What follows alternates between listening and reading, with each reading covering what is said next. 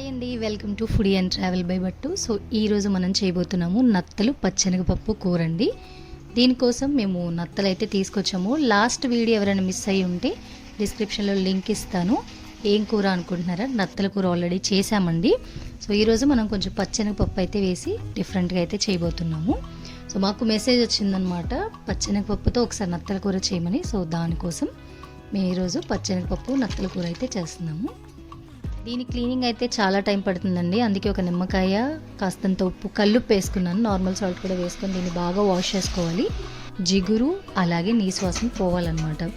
ఇప్పుడు ఏంటంటే పచ్చెనగపప్పు ముందే నానేసుకుంటే కొంచెం తొందరగా ఉడికిపోతుంది. నేను అప్పటికప్పుడు పెట్టేశాను అనమాట. సో కర్రీ కోసం ఒక 4 ఉల్లిపాయలు, 4 పచ్చిమిరపకాయలు అయితే కట్ చేసుకుంటున్నాను.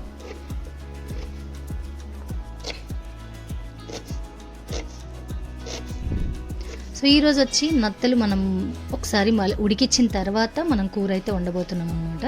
కొద్దిగంత కొత్తిమీర కూడా కట్ చేసి పెట్టుకున్నాను. సో ఫస్ట్ ఏం చేస్తామంటే ఒక గిన్నె పెట్టుకుని దాంట్లో ఒక గ్లాస్ వరకు నీళ్ళు, అంటే ముక్క మునిగేదాకా నీళ్ళు పోసుకుని కాస్తంత పసుపు, ఉప్పు వేసి ముందు నత్తలను ఉడికిద్దాము.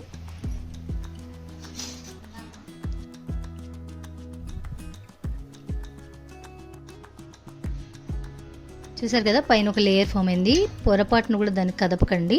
నత్త ముక్కల్ని ఉడికాయి అనిపించాక తీసేసి పక్కనైతే వేసేసుకోండి. నేను జల్లెల గిన్నెలో వేసుకుంటున్నాను, మళ్ళీ కడుక్కోవడానికి ఈజీగా ఉంటుందని. ఇలా నత్త ముక్కలు బయటికి తీసుకున్న తర్వాత మళ్ళీ నీట్గా 2-3 సార్లు కడుక్కోండి.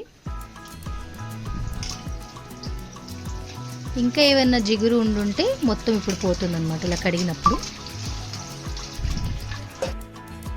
ఇప్పుడు నేనేం చేస్తున్నాను అంటే కుక్కర్ పెట్టేసి, ప్రెషర్ కుక్కర్, దానిలో ఒక గ్లాస్ వరకు నీళ్లు పోసుకొని, గ్లాసు సుమారుగా చెప్తున్నానండి, ముక్కలు మునిగేదాకా కొద్దిగంతా అలా నీళ్లు పోసుకొని కొన్ని కూతలు అయితే నప్పిద్దాము.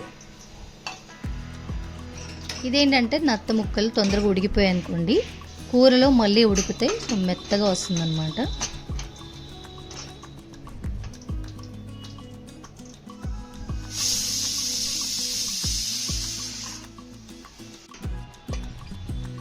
చూసారు కదా ముక్కలు. ఇప్పుడు కూర కోసం ఒక దాక పెట్టుకొని దాంట్లో తగినంత నూనె అయితే పోద్దామండి. పోసిన తర్వాత నూనె వేడెక్కాక మనం కట్ చేసి పెట్టుకున్న పచ్చిమిరపకాయలు అలాగే ఉల్లిపాయలు వేసి మగ్గనిద్దాము. ఉల్లిపాయలు రంగు మారితే సరిపోతుందండి. దాంట్లోనే ఒక ఆకు, బిర్యానీ ఆకు, దాల్చిన చెక్క, లవంగాలు వేసుకున్నాం. అలాగే కొద్దిగంత కొత్తిమీర. చూసారు కదా, ఉల్లిపాయలు మగ్గిపోయినాయి కదా. ఇప్పుడు మనం ఉడికించుకున్న నత్త ముక్కలు వేసేసి కలిపేసి మగ్గనిద్దాము.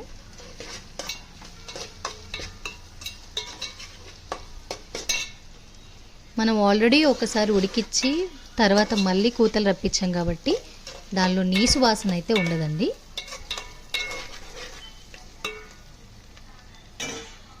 నత్త ముక్కలు కూడా బాగా చక్కగా ఉడికిపోయాయి.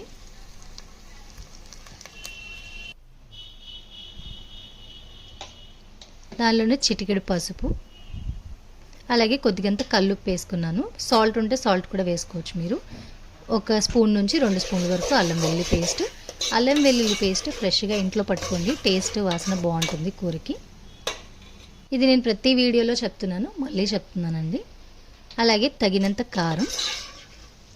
ఇప్పుడు ఆ కారం పచ్చివాసన పోయిన తర్వాత ఇప్పుడు ఉడికించుకున్న పచ్చెనగపప్పు అయితే వేసేద్దామండి.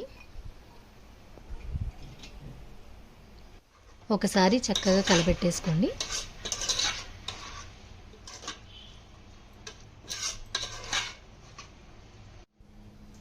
నత్త ముక్కలు అలాగే పచ్చెనగపప్పు ఆల్రెడీ ఉడికించాం కాబట్టి మనం ఒక గ్లాస్ నుంచి 2 గ్లాసుల నీళ్లు ముక్క మునిగేదాకా పోస్తే సరిపోతుంది.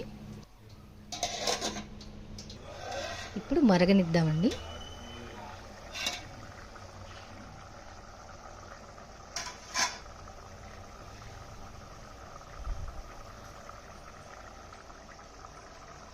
చూసారు కదా, ఉడికిపోయింది. సో ఇప్పుడు మనం కొద్ది గరం మసాలా అయితే వేద్దామండి. గరం మసాలా కూడా నేను ఫ్రెష్గా చక్కగా ఇంట్లో పట్టుకున్నదే వేసేసి కాస్తంత కొత్తిమీరతో గార్నిష్ చేస్తే మన పచ్చెనగపప్పు నత్తల కూర అయితే రెడీ అయిపోయిందండి. మీరు ట్రై చేసి మాకు కమెంట్ చేసి చెప్పండి ఎలా వచ్చింది అనేది. మన లాస్ట్ వీడియో నత్తల కర్రీ ఎవరైనా మిస్ అయి ఉంటే డిస్క్రిప్షన్లో లింక్ అనేది ఇస్తున్నానండి, తప్పకుండా చూడండి. అలాగే ఇది కూడా ట్రై చేయండి ఖచ్చితంగా. ఇలాంటి మరెన్నో వీడియోస్ కోసం మన ఫుడీ అండ్ ట్రావెల్ ఛానల్ని సబ్స్క్రైబ్ చేసుకొని పక్కనున్న బెల్ ఐకాన్ మీద క్లిక్ చేయండి. సో ప్రతి వీడియో మిస్ అవ్వకుండా మీ మొబైల్లో మీకు నోటిఫికేషన్ అయితే వచ్చేస్తుంది. సో మీరు చూసి ట్రై చేయొచ్చు.